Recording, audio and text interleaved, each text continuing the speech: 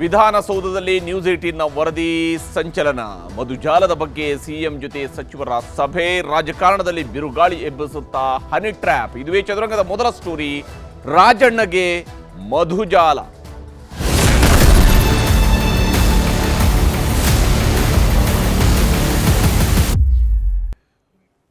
ಮಧುಗಿರಿಯ ಶಾಸಕರನ್ನ ಮಧುಜಾಲದಲ್ಲಿ ಕೆಡುವಂತಹ ಒಂದು ಪ್ರಯತ್ನ ನಡೆದಿತ್ತು. ಈ ವಿಚಾರ ಎಲ್ಲರಿಗಿಂತ ಮೊದಲು ನಾವು ಬ್ರೇಕ್ ಮಾಡಿದ್ವಿ. ನ್ಯೂಸ್ 18 ಕನ್ನಡಕ್ಕೆ ಅತ್ಯಂತ ಸ್ಪಷ್ಟವಾದಂತಹ ಅತ್ಯಂತ ನಿಖರವಾದಂತಹ ಮಾಹಿತಿ ಇತ್ತು. ಇದರಲ್ಲಿ KN ರಾಜಣ್ಣ ಅವರನ್ನ ಈ ಮಧುಜಾಲಕ್ಕೆ ಕೆಡುವಂತಹ ಪ್ರಯತ್ನವನ್ನ ಮಾಡಲಾಗಿದೆ ಮತ್ತು ಆ ಸಂದರ್ಭದಲ್ಲಿ ಯಾರು ಟ್ರ್ಯಾಪ್ ಮಾಡೋದಕ್ಕೆ ಬಂದಿದ್ರಲ್ಲ ಅವರನ್ನ ಹಿಡಿಯುವಂತಹ ಕೆಲಸವನ್ನು ಕೂಡ ರಾಜಣ್ಣ ಮಾಡಿದ್ರು ಅನ್ನುವಂಥದ್ರ ಬಗ್ಗೆ ನಮಗೆ ಸ್ಪಷ್ಟವಾದಂತಹ ಮಾಹಿತಿ ಇತ್ತು. ಇದಕ್ಕಾಗಿಯೇ 2 ದಿವಸಗಳ ಹಿಂದೆ ನಾವು ಒಂದು ಸುದ್ದಿಯನ್ನು ಬ್ರೇಕ್ ಮಾಡಿದ್ವಿ. ನೇರವಾಗಿ ರಾಜಣ್ಣ ಅವರ ಹೆಸರನ್ನು ಹೇಳಿದ್ರು ಕೂಡ ತುಮಕೂರು ಭಾಗದ ಅತ್ಯಂತ ಪ್ರಭಾವಿ ಸಚಿವರು ಮತ್ತು ಮುಖ್ಯಮಂತ್ರಿ ಸಿದ್ದರಾಮಯ್ಯನವರ ಆಪ್ತ ವಲಯದಲ್ಲಿ ಗುರುತಿಸಿಕೊಂಡಿರುವಂತಹ ಸಚಿವರು ಅನ್ನುವಂಥದ್ದನ್ನು ಕೂಡ ಹೇಳಿದ್ವಿ. ಯಾಕೆ ಇದನ್ನು ಹೇಳ್ತಾ ಇದ್ದೀನಿ ಅಂತ ಹೇಳಿದ್ರೆ, ಅತ್ಯಂತ ನಿಖರವಾಗಿ ರಾಜಕೀಯದ ವರದಿಯನ್ನು ನಾವು ನೀಡ್ತಾ ಇದ್ವಿ ಮತ್ತು ರಾಜ್ಯ ರಾಜಕೀಯದಲ್ಲಿ ಆಗಿರುವಂಥ ನಿಜಕ್ಕೂ ಕೂಡ ಇದು ತಲೆ ತಗ್ಗಿಸುವಂತಹ ವಿಚಾರ. ರಾಜ್ಯ ರಾಜಕೀಯದಲ್ಲಿ ಈ ಘಟನೆಗಳನ್ನು ನೋಡ್ತಾ ಹೋದಾಗ ಕಳೆದ 2-3 ವರ್ಷಗಳಿಂದ, ವಿಶೇಷ 2-3 ವರ್ಷ ಅಲ್ಲ, 2020ರಿಂದ ವಿಶೇಷವಾಗಿ ಇದು ದೊಡ್ಡ ಮಟ್ಟದಲ್ಲಿ ಚರ್ಚೆಯಲ್ಲಿರುವಂಥದ್ದು. ಕರ್ನಾಟಕದಲ್ಲಿ ಸಿಡಿಗೆ ಸಂಬಂಧಪಟ್ಟಂತಹ ಇಂಜಂಕ್ಷನ್ಗಳು, ಅದಾದ ನಂತರ ಬಯಲಾದಂತಹ ಒಂದು ಸಿಡಿ, ಇದರ ನಡುವೆ ಬೇರೆ ಬೇರೆಯವ್ರನ್ನ ಟ್ರ್ಯಾಪ್ ಮಾಡಿ ರಾಜೀನಾಮೆ ಕೊಡಿಸುವಂತಹ ಪ್ರಯತ್ನಗಳು, ಇವೆಲ್ಲವೂ ಕೂಡ ನಡೀತಾ ಇರುವಂಥದ್ದನ್ನು ನೋಡ್ತಾ ಹೋದಾಗ ಹೇಗೆ ಕರ್ನಾಟಕದಲ್ಲಿ ಹನಿ ಟ್ರ್ಯಾಪ್ ಅನ್ನುವಂಥದ್ದು ಒಂದು ದೊಡ್ಡ ದಂಧೆಯಾಗಿ ಮಾರ್ಪಟ್ಟಿದೆ ಅಂತೇಳಿ ಈಗ ಬರ್ತಾ ಇರುವಂಥದ್ದು ಏನಂತಂದರೆ, ರಾಜಕೀಯವಾಗಿ ಮುಗಿಸುವಂತಹ ಕಾರಣಕ್ಕಾಗಿ ರಾಜಕೀಯ ನಾಯಕರುಗಳನ್ನೇ, ಅದು ಒಂದೇ ಪಕ್ಷದ ನಾಯಕರುಗಳೇ ಸೇರಿಕೊಂಡು ಈ ರೀತಿಯಾಗಿ ಹನಿ ಟ್ರ್ಯಾಪ್ ಅನ್ನು ಮಾಡ್ತಾ ಇದ್ದಾರೆ ಅಂತೇಳಿ ರಾಜ್ಯ ರಾಜಕೀಯದಲ್ಲಿ ನ್ಯೂಸ್ 18 ವರದಿ ಸಂಚಲನವನ್ನು ಸೃಷ್ಟಿಸಿದೆ. ಈಗಾಗಲೇ ನ್ಯೂಸ್ 18 ಅತ್ಯಂತ ವಿಸ್ತೃತವಾದಂತಹ ವರದಿಯನ್ನು ಮಾಡಿದೆ. ಹೇಗೆ ಸಚಿವರನ್ನ ಟ್ರ್ಯಾಪ್ ಮಾಡುವಂತಹ ಪ್ರಯತ್ನ ನಡೆದಿದೆ ಅಂತೇಳಿ ಅದನ್ನೇ ಇವತ್ತು ಸಚಿವ KN ರಾಜಣ್ಣ ಖುದ್ದಾಗಿ ಸದನದಲ್ಲೂ ಕೂಡ ಹೇಳಿಕೊಂಡಿರುವಂಥದ್ದು. ತನ್ನನ್ನು ಟ್ರ್ಯಾಪ್ ಮಾಡೋದ್ರ ಬಗ್ಗೆ ಪ್ರಯತ್ನ ನಡೆದಿದೆ ಅನ್ನುವಂತಹ ಮಾತನ್ನು ಹೇಳಿದ್ದಾರೆ. ವಿಧಾನಸಭೆಯಲ್ಲಿ ಹನಿ ಟ್ರ್ಯಾಪ್ನ ಚರ್ಚೆ ಈಗ ಅಲ್ಲೋಲ ಕಲ್ಲೋಲವನ್ನು ಸೃಷ್ಟಿಸಿದೆ. ಅತ್ಯಂತ ನಿಖರವಾಗಿ ಈ ವಿಚಾರವನ್ನು ಹೇಳಿದ್ವಿ ನಾವು, ಯಾವ ಸ್ವರೂಪದಲ್ಲಿ ಈ ಪ್ರಯತ್ನ ಸಾಗಿದೆ ಅಂತೇಳಿ. 2 ಬಾರಿ ಅವ್ರನ್ನ ಟ್ರ್ಯಾಪ್ ಮಾಡುವಂತಹ ಪ್ರಯತ್ನವನ್ನು ಮಾಡಲಾಗಿದೆ. ಅಷ್ಟೇ ಅಲ್ಲದೆ ದೊಡ್ಡ ಗ್ಯಾಂಗೇ ಇದರಲ್ಲಿ ಆಕ್ಟಿವ್ ಆಗಿ ಕೆಲಸ ಮಾಡ್ತಾ ಇದೆ. ರಾಜಕೀಯವಾಗಿ ಅವರನ್ನು ಮುಗಿಸುವಂತಹ ನಿಟ್ಟಿನಲ್ಲಿ ಈ ರೀತಿಯಂತಹ ಪ್ರಯತ್ನ ನಡೆದಿದೆ ಅನ್ನುವಂಥದ್ದು ಇಲ್ಲಿರುವಂತಹ ಬಹಳ ಪ್ರಮುಖವಾಗಿರ್ತಕ್ಕಂತಹ ಆರೋಪ. ಯಾಕಂದ್ರೆ KN ರಾಜಣ್ಣ ಇತ್ತೀಚಿನ ದಿವಸಗಳಲ್ಲಿ ತನ್ನದೇ ಪಕ್ಷದ ನಾಯಕರುಗಳ ವಿರುದ್ಧ ಮಾತನಾಡ್ತಾ ಇರುವಂಥದ್ದು ಕೂಡ ಅಷ್ಟೇ ವಾಸ್ತವ. ಇದೇ ಕಾರಣಕ್ಕಾಗಿ ಹಾಗಾದ್ರೆ KN ರಾಜಣ್ಣ ಅವರನ್ನ ರಾಜಕೀಯವಾಗಿ ಮುಗಿಸುವ, ಅವರ ರಾಜೀನಾಮೆನ ಬೇಗನೆ ಪಡ್ಕೊಳ್ಳುವಂತಹ ನಿಟ್ಟಿನಲ್ಲಿ ಅಥವಾ ಅವರು ಇನ್ನೆಂದೂ ಧ್ವನಿ ಎತ್ತದ ರೀತಿಯಲ್ಲಿ ತಡೆಯುವಂತಹ ಕಾರಣಕ್ಕಾಗಿ ಈ ಮಧುಜಾಲವನ್ನು ಹಿಡಿಯಲಾಯ್ತಾ ಅನ್ನೋದು. ಮಧುಗಿರಿ ಶಾಸಕರನ್ನೇ ಹನಿ ಟ್ರ್ಯಾಪ್ ಮಾಡುವಂತಹ ಪ್ರಯತ್ನ ನಡೆದಿದೆ. ಹನಿ ತಿನ್ನಿಸೋದಕ್ಕೆ ಹೋಗಿದ್ದಾರೆ, ಆದರೆ ಅವರು ಹನಿ ತಿಂದಿಲ್ಲ ಅನ್ನೋದು ಸದ್ಯಕ್ಕಿರುವಂತಹ ಮಾಹಿತಿ. ಇದೇ ಕಾರಣಕ್ಕಾಗಿಯೇ ಅವರು ಬಹಳ ಸ್ಪಷ್ಟವಾಗಿ ಸದನದಲ್ಲೂ ಕೂಡ ಹೇಳಿದ್ದಾರೆ, ನನ್ನನ್ನು ಟ್ರ್ಯಾಪ್ ಮಾಡುವಂತಹ ಪ್ರಯತ್ನವನ್ನು ಮಾಡಿದ್ದಾರೆ ಅಂತ ಹೇಳಿ. ರಾಜಣ್ಣ ಅವರನ್ನು ಹಾಗಾದರೆ ಯಾವ ಸ್ವರೂಪದಲ್ಲಿ ಕೆಡುವಂತಹ ಪ್ರಯತ್ನ ನಡೆದಿದೆ ಅನ್ನುವಂಥದ್ದನ್ನು ನಿಮಗೆ ಒಂದೊಂದಾಗಿ ಹೇಳುವಂತಹ ಕೆಲಸವನ್ನು ಮಾಡ್ತೀನಿ. ಮಧುಜಾಲದಲ್ಲಿ ರಾಜಣ್ಣಗೆ ಮಧುಜಾಲವನ್ನು ಹಿಡಿಯುವಂತಹ ಕೆಲಸವನ್ನು ಮಾಡಿದ್ರು. ಸಹಕಾರ ಸಚಿವ KN ರಾಜಣ್ಣ ಹನಿ ಟ್ರ್ಯಾಪ್ಗೆ ಯತ್ನಿಸಲಾಗಿದೆ. ಬಹಳ ಮುಖ್ಯವಾಗಿ KN ರಾಜಣ್ಣ ಅವರನ್ನ ಹನಿ ಟ್ರ್ಯಾಪ್ ಮಾಡುವಂತದ್ದು ಉದ್ದೇಶ ಇತ್ತು. ಅದೇ ಕಾರಣಕ್ಕಾಗಿ ಕೇವಲ ರಾಜಣ್ಣ ಮಾತ್ರ ಅಲ್ಲ, ರಾಜಣ್ಣ ಅವರ ಮಗನನ್ನೂ ಕೂಡ ಈ ಟ್ರ್ಯಾಪ್ ಮಾಡುವಂತಹ ಕಾರಣಕ್ಕಾಗಿ ಪ್ರಯತ್ನವನ್ನು ಮಾಡಲಾಯಿತು. ಅಪ್ಪ ಸಿಗದಿದ್ರೆ ಮಗ ಸಿಕ್ಕಿದ್ರು ಪರವಾಗಿಲ್ಲ, ಮಗನ ವಿಚಾರವನ್ನು ಮುಂದಿಟ್ಕೊಂಡು ಅಪ್ಪನ ಬಾಯಿ ಮುಚ್ಚಿಸ್ಬೋದು ಅಥವಾ ಅಪ್ಪನ ರಾಜೀನಾಮೆಯನ್ನು ಪಡಿಬಹುದು ಅನ್ನುವಂಥ ಲೆಕ್ಕಾಚಾರ ಇತ್ತು ಗೊತ್ತಿಲ್ಲ. ಆದರೆ ಅಪ್ಪ ಮತ್ತು ಮಗ ಇಬ್ಬರನ್ನೂ ಕೂಡ ಈ ಹನಿ ಟ್ರ್ಯಾಪ್ ಗ್ಯಾಂಗ್ ಟ್ರ್ಯಾಪ್ ಮಾಡುವಂತಹ ಪ್ರಯತ್ನವನ್ನು ಮಾಡಿದೆ. ವಿಧಾನಸಭೆಯಲ್ಲಿನೇ ಸಹಕಾರ ಸಚಿವರು ಈ ಸ್ಫೋಟಕ ಮಾಹಿತಿಯನ್ನ ಹೇಳಿದ್ದಾರೆ. ನ್ಯೂಸ್ 18ನ ವರದಿಯನ್ನು ನಿನ್ನೆ ಸುನೀಲ್ ಕುಮಾರ್ ಅವರು ಸದನದಲ್ಲಿ ಪ್ರಸ್ತಾಪ ಮಾಡಿದ್ರು. ನಾವು ಯಾವ ವರದಿಯನ್ನು ಮಾಡಿದ್ವು, ಸಚಿವರುಗಳನ್ನೇ ಹನಿ ಟ್ರ್ಯಾಪ್ ಮಾಡೋದಕ್ಕೆ ಮುಂದಾಗ್ತಿದ್ದಾರೆ ಅಂತೇಳಿ ಆ ವರದಿಯನ್ನ ಸುನೀಲ್ ಕುಮಾರ್ ಅವರು ನಿನ್ನೆನೆ ವಿಧಾನಸಭೆಯಲ್ಲಿ ಪ್ರಸ್ತಾಪ ಮಾಡಿದ್ರು. ಈ ರೀತಿಯಾದಂತಹ ಬೆಳವಣಿಗೆಗಳು ನಡೀತಾ ಇದ್ದಾವೆ ಅನ್ನೋದನ್ನು ಹೇಳಿದ್ರು. ಇವತ್ತು ಬೆಳಗ್ಗೆನೆ ಸತೀಶ್ ಜಾರಕಿಹೊಳಿ ಅವರು ಸ್ಪಷ್ಟಪಡಿಸಿದ್ರು, 2 ಬಾರಿ ಒಬ್ಬ ಸಚಿವರನ್ನ ಟ್ರ್ಯಾಪ್ ಮಾಡೋ ಪ್ರಯತ್ನ ನಡೆದಿದೆ ಅಂತೇಳಿ. ಅದಾದ ನಂತರ ಮಧ್ಯಾಹ್ನದ ನಂತರ ಇವತ್ತು KN ರಾಜಣ್ಣ ಸದನದಲ್ಲಿನೇ ಹೇಳಿದ್ದಾರೆ, ನನ್ನನ್ನು ಟ್ರ್ಯಾಪ್ ಮಾಡುವಂತಹ ಪ್ರಯತ್ನವನ್ನು ಮಾಡಿದ್ದಾರೆ ಅಂತ ಹೇಳಿ. ಹನಿ ಟ್ರ್ಯಾಪ್ ಬಗ್ಗೆ ನಡೆದಂತಹ ಬೆಳವಣಿಗೆಗಳ ರಹಸ್ಯವನ್ನ ಈಗ ಸಹಕಾರ ಸಚಿವ ಕೆ.ಎನ್. ರಾಜಣ್ಣ ಅವರು ಬಿಚ್ಚಿಟ್ಟಿದ್ದಾರೆ. ಯಾವ ರೀತಿಯಾಗಿ ನಡೆದಿದೆ? ಎಲ್ಲಾ ಪಕ್ಷಗಳ 48 ಜನರ ಹನಿ ಟ್ರ್ಯಾಪ್ ಮಾಡಿದ್ದಾರೆ. ಕೇವಲ ಕಾಂಗ್ರೆಸ್ನವ್ರದ್ದಲ್ಲ, ಬಿಜೆಪಿಯವ್ರದ್ದು ಮಾತ್ರ ಅಲ್ಲ, JDSನವ್ರದ್ದು ಸೇರಿದಂಗೆ ಎಲ್ಲಾ ಪಕ್ಷಗಳವ್ರದ್ದು ಸೇರಿದಂಗೆ 48 ಜನರ ಹನಿ ಟ್ರ್ಯಾಪ್ ಮಾಡಲಾಗಿದೆ. ಇದಕ್ಕಾಗಿ ಗ್ಯಾಂಗ್ಗಳು ಕೆಲಸ ಮಾಡ್ತಾ ಇದ್ದಾವೆ. ರಮೇಶ್ ಜಾರಕಿಹೊಳಿ ಅವರನ್ನು ಕೂಡ ಟ್ರ್ಯಾಪ್ ಮಾಡುವಂತಹ ಪ್ರಯತ್ನವನ್ನು ಮಾಡಲಾಯಿತು. ಅವ್ರನ್ನು ಹನಿ ಟ್ರ್ಯಾಪ್ ಮಾಡಿದ್ದಾರೆ. ಹಾಗೇನೇ ನಮ್ಮನ್ನು ಕೂಡ ಮಾಡುವಂತಹ ಪ್ರಯತ್ನ ಮಾಡಿದ್ದಾರೆ ಅನ್ನುವಂಥದ್ದು ಕೆ.ಎನ್. ರಾಜಣ್ಣ ಮಾಡ್ತಿರುವಂತಹ ಆರೋಪ. ಎಲ್ಲ ಪಕ್ಷದವರ ಪೆನ್ ಡ್ರೈವ್ ಕೂಡ ಇವರ ಬಳಿಯಲ್ಲಿ ಇದೆ ಅಂತ ಹೇಳಿ. ಅಂದ್ರೆ ಹನಿ ಟ್ರ್ಯಾಪ್ ಮಾಡ್ತಕ್ಕಂತಹ ಗ್ಯಾಂಗ್ ಎಷ್ಟು ಆಕ್ಟಿವ್ ಆಗಿದೆ, ಯಾವ ಸ್ವರೂಪದಲ್ಲಿ ನಮ್ಮದೇ ನಾಯಕರುಗಳನ್ನ ಹೇಗೆಲ್ಲ ವ್ಯವಸ್ಥಿತವಾಗಿ ಟ್ರ್ಯಾಪ್ ಮಾಡುವಂತಹ ಪ್ರಯತ್ನವನ್ನು ಮಾಡಲಾಗ್ತಿದೆ ಅಂತ ಹೇಳಿ. ರಾಷ್ಟ್ರೀಯ ಮಟ್ಟದ ನಾಯಕರ ಪೆನ್ ಡ್ರೈವ್ ಕೂಡ ಇದೆ. ಯಾವ ಮಟ್ಟಕ್ಕೆ ಇದು ಹೋಗಿದೆ ಅಂತ ಹೇಳಿ, ರಾಷ್ಟ್ರೀಯ ನಾಯಕರುಗಳ ಅಂದ್ರೆ ಅವರವರ ಪಕ್ಷಗಳ ರಾಷ್ಟ್ರ ಮಟ್ಟದ ನಾಯಕರುಗಳ ಅವರ ಪೆನ್ ಡ್ರೈವ್ ಅನ್ನು ಕೂಡ ರೆಡಿ ಮಾಡಿಟ್ಕೊಂಡಿದ್ದಾರೆ ಅಂತ ಹೇಳ್ಕೊಂಡು ಗೃಹ ಸಚಿವರಿಗೆ ನಾನು ಲಿಖಿತ ದೂರು ಕೊಡ್ತೀನಿ ಅಂತ ಹೇಳಿದ್ದಾರೆ. ಅದ್ಯಾಕೆ ಬೇಕಾಗಿ ಇವರು ಸದನದಲ್ಲಿ ಲಿಖಿತ ದೂರನ್ನು ಕೊಡ್ತೀನಿ ಅಂತ ಹೇಳ್ತಾರೋ ಗೊತ್ತಿಲ್ಲ. ಅದನ್ನ ಪೊಲೀಸ್ ಠಾಣೆಯಲ್ಲಿ ಕೊಡಬಹುದಾಗಿತ್ತು, ಅದರ ಮೂಲಕ ಪ್ರಕರಣ ದಾಖಲಿಸಿಕೊಳ್ಬಹುದಾಗಿತ್ತು. ಆದರೆ ಆ ಕೆಲಸವನ್ನು ಮಾಡೋ ಬದಲಿಗೆ ಸದನದ ಒಳಗಡೆ ಮಾಹಿತಿಯನ್ನು ಕೊಟ್ಟಿದ್ದಾರೆ. ಮತ್ತು ಗೃಹ ಸಚಿವರಿಗೂ ನಾನು ಇದರ ಬಗ್ಗೆ ಲಿಖಿತ ದೂರು ಕೊಡ್ತೀನಿ ಅಂತ ಹೇಳಿ ಸಹಕಾರ ಸಚಿವರು ಹೇಳಿದ್ದಾರೆ. ನಿನ್ನೆ ಅಷ್ಟೇ ಸಹಕಾರ ಸಚಿವರು ತಮ್ಮ ಕ್ಷೇತ್ರಗಳಿಗೆ ಅನ್ಯಾಯ ಮಾಡ್ತಿದ್ದಾರೆ ಅನ್ನುವಂತಹ ಕಾರಣಕ್ಕಾಗಿ ಅವ್ರನ್ನ ಟಾರ್ಗೆಟ್ ಮಾಡಲಾಗಿತ್ತು. ಕಾಂಗ್ರೆಸ್ನ ಶಾಸಕರೇ ಅವರ ವಿರುದ್ಧ ಆರೋಪವನ್ನು ಮಾಡಿದ್ರು. ಇವತ್ತು ಅದೇ ಸಹಕಾರ ಸಚಿವರು ಹೇಳ್ತಾ ಇದ್ದಾರೆ, ನನ್ನನ್ನು ಟ್ರ್ಯಾಪ್ ಮಾಡುವಂಥ ಪ್ರಯತ್ನ ನಡೆದಿದೆ ಅಂತ ಹೇಳ್ತಿದ್ದಾರೆ. ತನಿಖೆ ಮಾಡಿಸಿ, ಯಾರೇ ಆದರೂ ಅವರು ಬಹಿರಂಗ ಆಗಲಿ, ಅವ್ರು ಯಾರು ಅನ್ನುವಂಥದ್ದು ಬಹಿರಂಗ ಆಗಲಿ ಅನ್ನೋದನ್ನು ಹೇಳ್ತಿದ್ದಾರೆ. ಸುಮ್ಮನೆ ರೇವಣ್ಣ ಕುಟುಂಬವನ್ನ ಟಾರ್ಗೆಟ್ ಮಾಡಿದ್ರು ಅನ್ನುವಂಥದ್ರ ಮೂಲಕವಾಗಿ ಅವರ ಸಿಂಪತಿ ಈಗ ರೇವಣ್ಣ ಕುಟುಂಬದ ಕಡೆಗೆ ಹೋಗಿದೆ. ಅಂದ್ರೆ ಪ್ರಜ್ವಲ್ ರೇವಣ್ಣ ಇವತ್ತು ಕೂಡ ಜೈಲಿನಲ್ಲಿರುವಂತಹ ಪ್ರಜ್ವಲ್ ರೇವಣ್ಣ ಕಡೆಯೂ ಕೂಡ ಸಿಂಪತಿ ಹೋಗಿದೆ. ಹಾಗಾದ್ರೆ ಪ್ರಜ್ವಲ್ ರೇವಣ್ಣನ ಏನು ಸಿಡಿಗಳನ್ನು ಕೂಡ ಇವರೇ ಮಾಡಿದ್ರ, ಬೇಕಂತಲೇ ಹನಿ ಟ್ರ್ಯಾಪ್ ಮಾಡಿದ್ರ? ಈ ಪ್ರಶ್ನೆ ಮೂಡುತ್ತೆ ಇಲ್ಲಿ. ಯಾಕಂದ್ರೆ ಪ್ರಜ್ವಲ್ ರೇವಣ್ಣ ಪ್ರಕರಣದ ಮೂಲಕವಾಗಿ ಏನನ್ನ ಹೇಳೋದಕ್ಕೆ ಹೊರಟಿದ್ದಾರೆ ರಾಜಣ್ಣ ಅನ್ನುವಂಥ ಪ್ರಶ್ನೆಯೂ ಕೂಡ ಇದ್ದೇ ಇದೆ. ನನಗೆ ಹನಿ ಟ್ರ್ಯಾಪ್ ಮಾಡುವಂತಹ ಪ್ರಯತ್ನ ಮಾಡಿದ್ದಕ್ಕೆ ಪುರಾವೆಗಳಿವೆ. ಅಂದ್ರೆ ಹನಿ ಟ್ರ್ಯಾಪ್ ಅನ್ನ ಮಾಡಿಸೋದಕ್ಕೆ ಏನು ಪ್ರಯತ್ನ ಪಟ್ರಲ್ಲ, ಅದಕ್ಕೆ ನನ್ನ ಬಳಿಯಲ್ಲಿ ಪುರಾವೆಗಳಿದಾವೆ ಅನ್ನುವಂಥನ್ನು ಕೂಡ ಹೇಳ್ಕೊಂಡಿದ್ದಾರೆ. ಹನಿ ಟ್ರ್ಯಾಪ್ ಬಗ್ಗೆ ದಾಖಲೆ ಸಮೇತ ಗೃಹ ಸಚಿವರಿಗೆ ದೂರನ್ನು ಕೊಡ್ತೀನಿ ಅಂತ ಹೇಳಿದ್ದಾರೆ. ತನ್ನ ಬಳಿ ಇರುವಂತಹ ದಾಖಲೆಗಳನ್ನು ಇಟ್ಕೊಂಡೇನೆ ಗೃಹ ಸಚಿವರಿಗೆ ದೂರು ಕೊಡ್ತೀನಿ ಅಂತ ಕೂಡ ಹೇಳಿದ್ದಾರೆ. ಸದನದಲ್ಲಿ ಕೆ.ಎನ್. ರಾಜಣ್ಣ ಏನು ಮಾತನಾಡಿದ್ದಾರೆ ಅನ್ನೋದನ್ನು ನಿಮಗೆ ತೋರಿಸ್ತೀನಿ. ಸನ್ಮಾನ್ಯ ಬಸವರಾಜ ಪಾಟೀಲ್ ಯತ್ನಾಳ್ ಅವರು ನನ್ನ ಹೆಸರನ್ನ ಪ್ರಸ್ತಾಪ ಮಾಡಿರೋದ್ರಿಂದ ನಾನು ಅದಕ್ಕೆ ಕ್ಲಾರಿಫಿಕೇಶನ್ ಕೊಡ್ತಕ್ಕಂಥದ್ದು ಅಥವಾ ವಾಸ್ತವಾಂಶವನ್ನು ತಿಳಿಸತಕ್ಕಂಥ ಪ್ರಯತ್ನ ಬೇಡ. ನನ್ನ ಹೆಸರು ಅವರಲ್ಲಿ ಚರ್ಚೆ ಮಾಡಬೇಡಿ. ಹೇಳಿ 224 ಜನ ಸಂಬಂಧಪಟ್ಟಿದ್ದು ಯಾರು ಅಂತ ಗೊತ್ತಾಗ್ತಾ ಇಲ್ಲ. ಏನ್ ಹೇಳಿ ವಿಷಯ ಸಲುವಾಗಿ ತಮ್ಮ ಆಯ್ತು ಮಾತಾಡ್ಲಿ. ಅವರ ಕುಟುಂಬದ ಭವಿಷ್ಯ ಸಲುವಾಗಿ ಅವ್ರ ಮುಂದಿನ ಮುಖ್ಯಮಂತ್ರಿ ಆಗ್ಬೇಕು. ನೋಡಿ ಯತ್ನಾಳ್ ಅವರೇ, ಅನಗತ್ಯವಾಗಿ ಮಾತಾಡಬೇಡಿ. ಅವ್ರೇನು ಉತ್ತರ ಕೊಡ್ತಾರೆ ನೋಡುವ. ನೀವು ಮಾತಾಡಿ ಕೂತ್ಕೊ. ಆಯ್ತು ರಾಜಣ್ಣ ಅವರ ಮೇಲೆ ಆಯ್ತು ಮತ್ತೊಬ್ಬರ ಮೇಲೆ ಆಯ್ತು. ಅದಕ್ಕೆ ಅವ್ರೀಗ ರಾಜ ಮಾತಾಡಿ ಆಯ್ತು. ಯತ್ನಾಳ್ ಅವರೇ, ಸನ್ಮಾನ್ಯ ಸಭಾಧ್ಯಕ್ಷರೇ, ಯತ್ನಾಳ್ ಅವರು ಸಹಕಾರ ಸಚಿವರು ರಾಜಣ್ಣ ಅವರು ಅಂತೇಳಿ ಪ್ರಸ್ತಾಪ ಮಾಡಿದ್ರಿಂದ ನಾನು ಒಂದು ತಪ್ಪು ಮಾಹಿತಿ ಹೊರಗಡೆ ಹೋಗಬಾರ್ದು ಅಂತಕ್ಕಂಥ ದೃಷ್ಟಿಯಿಂದ 2 ಮಾತುಗಳನ್ನು ಹೇಳಲಿಕ್ಕೆ ಬಯಸ್ತೇನೆ. ಸನ್ಮಾನ್ಯ ಸಭಾಧ್ಯಕ್ಷರೇ, ಈ ಕರ್ನಾಟಕ ರಾಜ್ಯ ಅಂತ ಹೇಳಿದ್ರೆ ಇದು ಒಂದು ಸಿಡಿ ಪೆನ್ ಡ್ರೈವ್ಗಳಿಗೆ ಒಂದು ಕಾರ್ಖಾನೆ ತರ ಅಂತಕ್ಕಂಥದ್ದು ಕೂಡ ಬಹಳ ಜನ ಹೇಳ್ತಾರೆ. ನಾನು ಹೇಳ್ತಾ ಇಲ್ಲ. ಇದರಲ್ಲಿ 2 ಫ್ಯಾಕ್ಟ್ರಿ, ನಿಮ್ದೊಂದಿದೆ ಇನ್ನೊಂದಿದೆಯಾ? ನಿಮ್ದು ಯಾವ್ದು ಅಂತ ಹೇಳಿದ್ರೆ ಇಲ್ಲಿ ಯಾವ್ದು ಅಂತ ಹೇಳ್ಬೋದು. ಅದೇನೇ ಇಲ್ಲಿ ಅಧ್ಯಕ್ಷರೇ, ಬಹಳ ಗುರುತರವಾದಂತಹ ಒಂದು ಆರೋಪ ಅಂತೇಳಿ ನಾನು ಕೂಡ ಅನ್ಕೊಳ್ತೇನೆ. ತುಮಕೂರಿನ 2 ಪ್ರಭಾವಿ ಸಚಿವರು ಹನಿ ಟ್ರ್ಯಾಪ್ ಅಲ್ಲಿ ಸಿಕ್ಕಾಕೊಂಡಿದ್ದಾರೆ, ಅದು ಹಾಗಾಯ್ತು ಹೀಗಾಯ್ತು ಅಂತ ಏನೇನೋ ಕಥೆಗಳು ಬರ್ತಾ ಇದ್ದಾವೆ.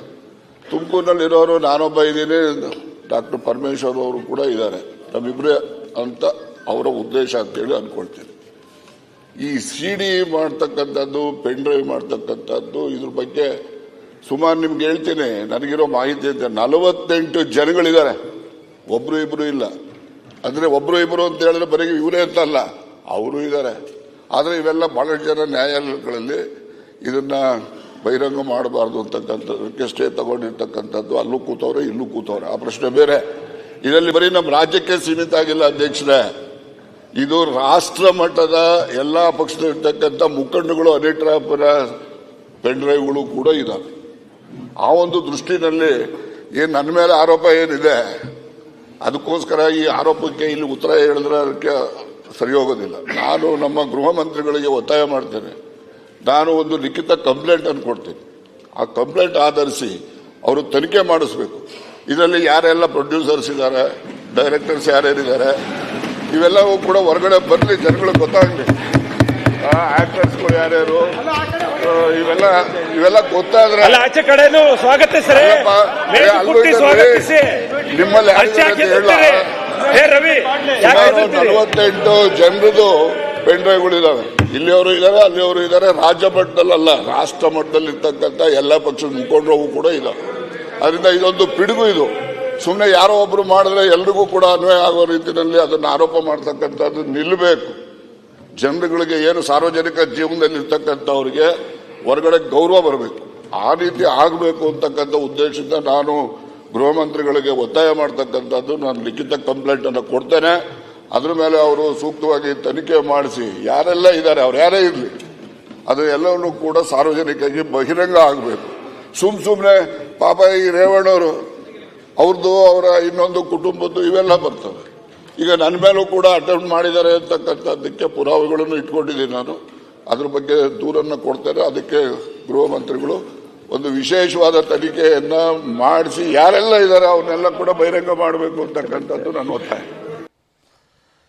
ಹೀಗೆ ರಾಜಣ್ಣ ಅವರು ಕಡೆಗೂ ಹೇಳಿದ್ದಾರೆ, ನನ್ನದೂ ಸೇರಿದಂಗೆ ನನ್ನದನ್ನು ಅಟೆಂಪ್ಟ್ ಮಾಡಿದ್ದಾರೆ, ಅದಕ್ಕೆ ಪುರಾವೆಗಳು ಕೂಡ ನನ್ನ ಬಳಿಯಲ್ಲಿ ಇದಾವೆ ಅನ್ನೋದನ್ನು ಹೇಳಿದ್ದಾರೆ.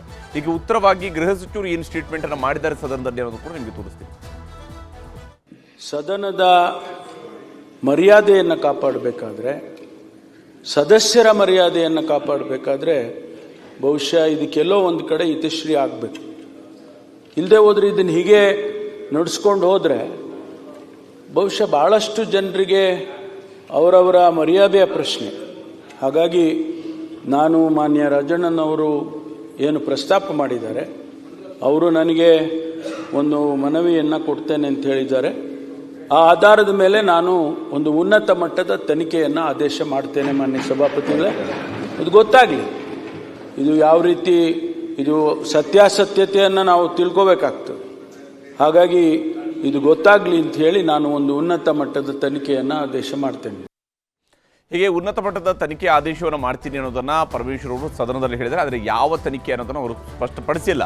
ಉನ್ನತ ಮಟ್ಟದ ತನಿಖೆಯನ್ನು ಮಾಡಿಸ್ತೀನಿ ಅಂತ ಹೇಳಿದ್ದಾರೆ. ಇಲ್ಲಿ ಇರುವಂಥದ್ದು ರಾಜಕಾರಣಿಗಳು ನಿಜಕ್ಕೂ ಕೂಡ ಹನಿ ಟ್ರ್ಯಾಪ್ ಯಾವಾಗ ಒಳಗಾಗ್ತಾರೆ ಅಂತ ಹೇಳಿದ್ರೆ ಅವರೂ ಕೂಡ ಅಂತಹ ಕೆಲಸಗಳಿಗೆ ಹೋದಾಗ ಮಾತ್ರ, ಈ ರೀತಿಯಾದಂಥ ಆಫರ್ಗಳು ಬಂದಾಗ ಅಥವಾ ಈ ರೀತಿಯಾದಂತಹ ವ್ಯಕ್ತಿಗಳು ಸಂಪರ್ಕಿಸಿದಾಗ ಅದಕ್ಕೆ ಅವರು ಈಲ್ಡ್ ಆದರು ಅಂತ ಹೇಳಿದ್ರೆ ಆ ಸಂದರ್ಭದಲ್ಲಿ ಮಾತ್ರ ಅವರು ಟ್ರ್ಯಾಪ್ ಆಗ್ತಾರೆ. ಇಲ್ಲದೆ ಹೋದರೆ ಟ್ರ್ಯಾಪ್ ಆಗೋದಕ್ಕೆ ಅವಕಾಶಗಳಿಲ್ಲ. ರಾಜಣ್ಣ ಹೇಳ್ತಾ ಇರುವಂಥದ್ದು ಏನಂದರೆ, ನನ್ನ ಟ್ರ್ಯಾಪ್ ಮಾಡುವ ಪ್ರಯತ್ನ ಮಾಡಿದ್ರು ಅಂತ ಹೇಳಿ, ಅಂದರೆ ಅವರು ಟ್ರ್ಯಾಪ್ ಆಗಿಲ್ಲ, ನಾನು ಆ ವಿಚಾರಕ್ಕೆ ಹೋಗಿಲ್ಲ ಅನ್ನುವಂಥ ರೀತಿಯಲ್ಲಿನೇ ರಾಜಣ್ಣ ಅವರು ಮಾತನಾಡ್ತಾ ಇದ್ರು. ರಾಜಣ್ಣ ಮಾತ್ರ ಅಲ್ಲ, ರಾಜಣ್ಣ ಅವರ ಪುತ್ರನನ್ನು ಕೂಡ ಹನಿ ಟ್ರ್ಯಾಪ್ ಮಾಡುವಂತಹ ಪ್ರಯತ್ನವನ್ನು ಮಾಡಲಾಗಿದೆಯಂತೆ.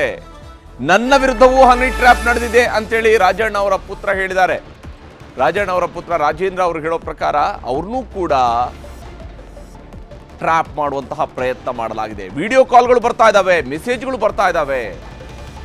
ಕಳೆದ 6 ತಿಂಗಳಿಂದ ಹನಿ ಟ್ರ್ಯಾಪ್ನಲ್ಲಿ ಸಿಲುಕಿಸುವಂತಹ ಪ್ರಯತ್ನ ಸಾಗಿದೆ ಅನ್ನುವಂಥದ್ದನ್ನ ನ್ಯೂಸ್ 18ಗೆ ರಾಜಣ್ಣ ಅವರ ಪುತ್ರ MLC ರಾಜೇಂದ್ರ ಅವರು ಹೇಳಿಕೆಯನ್ನು ನೀಡಿದ್ದಾರೆ, ಶೇರ್ ಮಾಡಿಕೊಂಡಿದ್ದಾರೆ, ಏನೇನು ಘಟನೆಗಳು ನಡೆದಿದ್ದಾವೆ ಅಂತೇಳಿ. ಅಲ್ಲದೆ ಇದರ ಬಗ್ಗೆ ನಾವು ದೂರು ಕೂಡ ಕೊಡ್ತೀವಿ ಅನ್ನುವಂತಹ ಮಾತನ್ನ MLC ರಾಜೇಂದ್ರ ಅವರು ಹೇಳ್ಕೊಂಡಿದ್ದಾರೆ. ಹಾಗಾದ್ರೆ ರಾಜೇಂದ್ರ ಅವ್ರನ್ನ ಮಾತನಾಡಿಸೋ ಸಮಯ ರಾಜೇಂದ್ರ ಏನೇನು ಹೇಳಿದ್ದಾರೆ ಅನ್ನೋದನ್ನು ನಿಮಗೆ ತೋರಿಸ್ತೀನಿ. ಜೊತೆ ಮಾತನಾಡೋದಕ್ಕೆ KN ರಾಜಣ್ಣವರ ಪುತ್ರ MLC ರಾಜೇಂದ್ರ ಅವರು ಇದ್ದಾರೆ, ಮಾತನಾಡ್ತೀನಿ. ಸರ್, ಸದನದಲ್ಲಿ ತಮ್ಮ ತಂದೆಯವರು ನನ್ನ ಮೇಲೆ ಹನಿ ಟ್ರ್ಯಾಪ್ ಮಾಡೋದಕ್ಕೆ ಪ್ರಯತ್ನ ಪಟ್ಟಿದ್ರ ಬಗ್ಗೆ ದಾಖಲೆಗಳಿದ್ದಾವೆ. ಇದ್ರ ಬಗ್ಗೆ ಗೃಹ ಸಚಿವರಿಗೆ ದೂರು ಕೊಡ್ತೀನಿ, ಸೂಕ್ತ ತನಿಖೆ ನಡೆಸಬೇಕು ಅಂತ ಸದನದಲ್ಲೇ ಒತ್ತಾಯ ಮಾಡಿದ್ದಾರೆ. ಸರ್, ಈಗ ಅವ್ರು ಏನ್ ಮಾತಾಡಿದ್ದಾರೆ, ಈ ಸದನದಲ್ಲಿ ಹನಿ ಟ್ರ್ಯಾಪ್ ವಿಚಾರ ಭಾಳ ದಿನದಿಂದ ನಡೀತಾ ಇದೆ. ಬರೀ ರಾಜಣ್ಣವ್ರ ಮೇಲೆ ಅಂತ ಅಲ್ಲ, ಕಳೆದ 6 ತಿಂಗಳಿಂದ ನನ್ನ ಮೇಲೂ ನಡೀತಾ ಇದೆ. ಸೊ ಅದರಿಂದ ಇದು ವಿರೋಧ ಪಕ್ಷದವ್ರು ಮಾಡ್ತಾರೋ ನಮ್ಮ ಪಕ್ಷದವರೇ ಮಾಡ್ತಾರೆ ಅನ್ನೋ ಅಂಥದ್ದು ಮಾತಲ್ಲ. ಬಟ್ ಆದರೆ ಇದು ಸಹಜವಾಗಿ ಇದು ಯಾರು ಮಾಡ್ತಾ ಇದ್ದಾರೆ. ಸೊ ಅದು ಈಗ ಸದನದಲ್ಲಿ ತನಿಖೆ ಮಾಡೋದಕ್ಕೆ ಒತ್ತಾಯ ಮಾಡಿರ್ಬೋದು ಅಂತ ಅನ್ಕೊತೀನಿ. ಸೊ ಅದಕ್ಕೆ ತನಿಖೆ ಮಾಡಬೇಕು.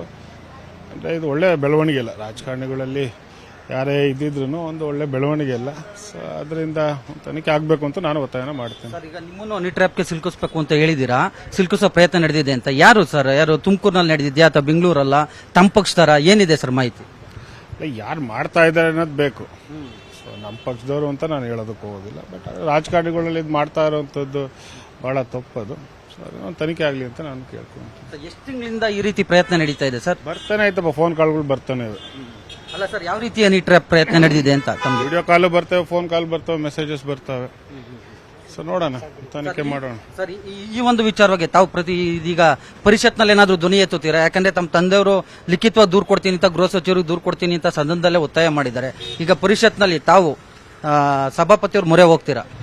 ನೋಡೋಣ, ನಾನು ಮಾತಾಡ್ತೀನಿ, ಗೃಹ ಸಚಿವರ ಹತ್ರ ಮಾತಾಡಿ ಸೊ ಮುಖ್ಯಮಂತ್ರಿಗಳ ಹತ್ರ ಗಮನಕ್ಕೆ ತರ್ತೀನಿ. ಸರ್, ಈ ಸಂಬಂಧವಾಗಿ ಏನಾದರೂ ಪೊಲೀಸ್ನವ್ರಿಗೆ ಏನಾದ್ರು ಖಾಸಗಿ ದೂರ ಏನಾದರೂ ಸಲ್ಲಿಸ್ತೀರಾ ಏನು ಅಂತ? ನೋಡೋಣ, ಈಗ ಸಹಕಾರ ಸಚಿವರು ತಂದವರು ಅವರು ಇದ್ರ ಬಗ್ಗೆ ಸದನದಲ್ಲಿ ಮಾತಾಡೋದ್ರಿಂದ ನಾನು ಅವ್ರನ್ನ ಮಾತಾಡ್ಕೊಂಡು ಏನು ಮುಂದದ್ದು ಕಾನೂನು ರೀತಿ ಇದಕ್ಕೆ ಮಾಡಬೇಕು ಅದನ್ನ ವ್ಯವಸ್ಥೆ ಮಾಡಿ. ಸರ್, ಈಗ ಕೊನೆಯದಾಗಿ ಸರ್, ಸ್ವಪಕ್ಷೀಯರೇ ಈ ರೀತಿ ಮಾಡಿದ್ದಾರೆ ಅನ್ನುವಂತ ನಿಟ್ಟಲ್ಲಿ ಚರ್ಚೆ ಆಗ್ತಾ ಇದೆ. ಯಾಕಂದ್ರೆ ಸಿಎಂ ಸಿದ್ದರಾಮಯ್ಯನವರ ಪರವಾಗಿ ಬ್ಯಾಟ್ ಬೀಸ್ತಾ ಇರೋ ತಮ್ಮ ತಂದೆಯವರು ಇತ್ತೀಚೆಗೆ ಸೈಲೆಂಟ್ ಆದ್ರು. ಈ ನಿಟ್ಟಿನಲ್ಲಿ ಇಂಥದ್ದೊಂದು ಚರ್ಚೆ ನಡೀತಾ ಇದೆ. ಸೈಲೆಂಟ್ ಏನಾಗಿಲ್ವಲ್ಲ, ಸೈಲೆಂಟ್ ಎಲ್ಲ ಆಗಿದೆ. ಸ್ವಪಕ್ಷೀಯರಲ್ಲ ಅಂತ ನೋಡೋಣ, ತನಿಖೆ ಆಗಲಿ ಅದು. Okay sir, thank you. So ಇದಿಷ್ಟು ಸಹಕಾರ ಸಚಿವರಾದಂತಹ KN ರಾಜಣ್ಣನವರ ಪುತ್ರ MLC ರಾಜೇಂದ್ರ ಅವರು ಕೂಡ ನನ್ನ ವಿರುದ್ಧವೂ ಕೂಡ ಹನಿ ಟ್ರ್ಯಾಪ್ ಪ್ರಯತ್ನ ನಡೆದಿದೆ ಅನ್ನುವಂತ ಒಂದು ಸ್ಫೋಟಕ ಮಾಹಿತಿಯನ್ನ ನ್ಯೂಸ್ 18 ಜೊತೆ ಎಕ್ಸ್ಕ್ಲೂಸಿವ್ ಆಗಿ ಹಂಚಿಕೊಂಡಿದ್ದಾರೆ. ಇದಿಷ್ಟು ಏನು MLC ಆಗಿರ್ತಕ್ಕಂಥ ರಾಜೇಂದ್ರ ಅವರ ಸ್ಪಷ್ಟ ನುಡಿಗಳು. ಕ್ಯಾಮ್ರಾಮನ್ ಶಿವಪ್ಪ ಜೊತೆ ಹೆಬ್ಬಾ ಕಾತಿಮೇಗೌಡ, ನ್ಯೂಸ್ 18 ಕನ್ನಡ, ಬೆಂಗಳೂರು. ಇಲ್ಲಿ ರಾಜೇಂದ್ರ ಅವರು ಸ್ವಪಕ್ಷೀಯರು ಅಲ್ಲ ಅಂತ ಅವ್ರು ಎಲ್ಲೂ ಹೇಳಿಲ್ಲ. ಅದರ ಅರ್ಥ ಸ್ವಪಕ್ಷೀಯರು ಅಲ್ಲದೆ ಇರ್ತಿದ್ರೆ ಬಹಳ ಓಕಲಾಗಿ ಹೇಳ್ತಾ ಇದ್ರು, ಬಹಳ ಆರಾಮಾಗಿ ಹೇಳ್ತಾ ಇದ್ರು, ನಮ್ಮ ಪಕ್ಷದವರು ಅಲ್ಲ, ಅದು ವಿರೋಧಿ ಪಕ್ಷದವರು, ಎದುರಾಳಿಗಳು ಅಂತ ಹೇಳ್ತಾ ಇದ್ರು. ಹಂಗೆ ಮಾಡಿಲ್ಲ ಅವರು. ಅದೆಲ್ಲವೂ ಕೂಡ ತನಿಖೆಯಿಂದ ಹೊರಬರಲಿ ಅಂತ ಹೇಳ್ತಾರೆ. ಇದೇ ಕಾರಣಕ್ಕಾಗಿ ಈಗ ಕಾಂಗ್ರೆಸ್ ಹೈಕಮಾಂಡ್ಗೆ ದೂರು ಕೊಡೋದಕ್ಕೂ ಕೂಡ ಕಾಂಗ್ರೆಸ್ನ ನಾಯಕರುಗಳು ನಿರ್ಧಾರವನ್ನು ಕೈಗೊಂಡಿದ್ದಾರೆ. ರಾಜ್ಯ ಕಾಂಗ್ರೆಸ್ನಲ್ಲಿ ಹನಿ ಟ್ರ್ಯಾಪ್ನ ಬಿರುಗಾಳಿ ಎದ್ದಿದೆ. ನಿಜಕ್ಕೂ ಕೂಡ ಪಕ್ಷದ ಒಳಗಡೆ ಇದು ನಡೀತಾ ಇದೆ. ಪಕ್ಷದ ಪ್ರಭಾವಿ ನಾಯಕರು ಇದನ್ನು ಮಾಡಿಸ್ತಾ ಇದ್ದಾರೆ. ಹನಿ ಟ್ರ್ಯಾಪ್ ವಿರುದ್ಧ ಸಮರ ಸಾರಿದ್ದಾರೆ. ಈಗ ಕಾಂಗ್ರೆಸ್ನ ಶಾಸಕರು ಒಬ್ಬೊಬ್ಬರಾಗಿ ಶಾಸಕರು ತಂಡಗಳನ್ನು ಕಟ್ಟಿಕೊಂಡು ದೆಹಲಿಗೆ ಹೋಗುವಂತಹ ತೀರ್ಮಾನಕ್ಕೆ ಬಂದಿದ್ದಾರೆ. ಸದನ ಮುಗಿತಾ ಇದ್ದಂತೆಯೇ ಹೈಕಮಾಂಡ್ ಭೇಟಿಗೆ ಕಾಂಗ್ರೆಸ್ ಶಾಸಕರು ನಿರ್ಧಾರವನ್ನು ಕೈಗೊಂಡಿದ್ದಾರೆ. ಸದನ ಮುಗಿದಿದ್ದಾಗೇನೆ, ಅಧಿವೇಶನ ಮುಗಿತಾ ಇದ್ದಂತೆಯೇ ಅವರು ದೆಹಲಿಗೆ ಹೋಗಬೇಕು ಅನ್ನುವಂತಹ ತೀರ್ಮಾನಕ್ಕೆ ಬಂದಿದ್ದಾರೆ. ದೆಹಲಿಗೆ ಹೋಗಿ ಹನಿ ಟ್ರ್ಯಾಪ್ಗೆ ಒಳಗಾದ ಸಚಿವರ ನೇತೃತ್ವದಲ್ಲೇನೆ ಯಾರನ್ನ ಹನಿ ಟ್ರ್ಯಾಪ್ ಮಾಡುವಂತಹ ಪ್ರಯತ್ನ ಮಾಡಿದ್ರಲ್ಲ ಅವರ ನೇತೃತ್ವದಲ್ಲಿ ದೆಹಲಿಗೆ ಹೋಗಿ ತಮ್ಮ ಅಹವಾಲುಗಳನ್ನ ಪಕ್ಷದ ಹೈಕಮಾಂಡ್ಗೆ ಸಲ್ಲಿಸಬೇಕು ಅನ್ನೋ ತೀರ್ಮಾನಕ್ಕೆ ಬಂದಿದ್ದಾರೆ. ಸತೀಶ್ ಜಾರಕಿಹೊಳಿ ಸೇರಿದಂತೆ ಕಾಂಗ್ರೆಸ್ನ ಹಲವು ಶಾಸಕರು ಕೂಡ ಇದಕ್ಕೆ ಸಾಥ್ ಕೊಡ್ತಾ ಇದ್ದಾರೆ. ಯಾಕಂದ್ರೆ ಸತೀಶ್ ಜಾರಕಿಹೊಳಿ ಅವರು ಇದನ್ನ ಮೊದಲಿಗರಾಗಿ ಇವತ್ತು ಬಹಿರಂಗವಾಗಿ ಹೇಳಿದ್ರು. ಸಚಿವರೊಬ್ಬರ ಮೇಲೆ ಹನಿ ಟ್ರ್ಯಾಪ್ ಪ್ರಯತ್ನ ನಡೆದಿದೆ ಅನ್ನೋದನ್ನ ಇವತ್ತು ಮೊದಲಿಗರಾಗಿ ಅವರು ಹೇಳಿದ್ರು.